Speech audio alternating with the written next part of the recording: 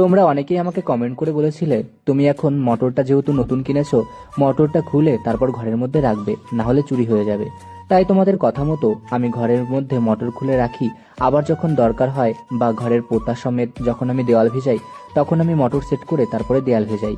তবে দুদিন ধরে খুব বৃষ্টি হচ্ছে, সেই কারণে মোটর দিয়ে আর জল দিতে হচ্ছে না।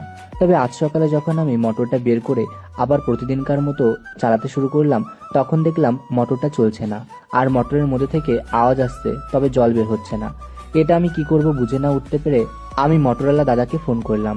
আমাকে বলল, নতুন মোটর তুমি সঙ্গে সঙ্গেই দোকানে নিয়ে আসো, তাহলে মিস্ত্রি আসে এখনই সেরে দেবো, আর না হলে তোমার বাড়িতে মিস্ত্রি পাঠাতে হলে কিছুটা সময় দেরি হবে। আমি ভাবলাম সকালে সমস্ত বাসি কাজ আগে থাকুক, আগে যাই মোটরটা ঠিক করে নিয়ে আসি। সকালে ঘুম থেকে উঠে আমি এখনো বাসি কাজও সম্পূর্ণ করিনি। ভাবলাম মোটরটা যেহেতু খারাপ হয়েছে, যাই আগে ঠিক করে নিয়ে আসি। কারণ কোনো কাজ যদি এরকম না হয়ে থাকে, সেটা সম্পূর্ণ না করা পর্যন্ত আমারও ভালো লাগে না। সেই কারণেই আমি দোকানে নিয়ে এসেছিলাম, আর তারা অল্প সময়ের মধ্যে আমাকে মোটরটা ঠিকও করে দিয়েছে। যাক, মোটরটা ঠিক হয়ে গেছে, এখন আর কোনো দুশ্চিন্তা নেই। তবে যেহেতু বাজারে এসেছিলাম, একটু বেশি সময় লেগে গেছিল, তাই ভাবলাম কিছু খাবার নিয়ে যাই। তাই দোকান থেকে কিছু পরিমাণে পরোটা নিয়ে তারপর বাড়িতে ফিরছি। জানি না ওদিকে ভাই কি করছে। বাড়িতে আসা মাত্রই দেখতে পেলাম ভাই সমস্ত যে বাসি কাজ ছিল, মানে বাসি বাসন, সবকিছু ধুয়ে রেখেছে।